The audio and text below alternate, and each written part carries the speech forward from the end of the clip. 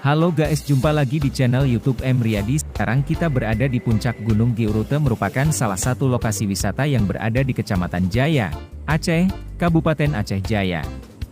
Keindahan alam dan gugusan pulau yang berhadapan dengan Samudera Hindia tersebut menarik minat wisatawan dan juga pengendara untuk singgah dan bersantai menikmati kuliner. Dari puncak Gunung Georute, pengunjung bisa pemandangan indahnya hamparan laut yang luas membiru, juga gugusan pulau-pulau kecil kehijauan yang tampak dari kejauhan yang memanjakan mata.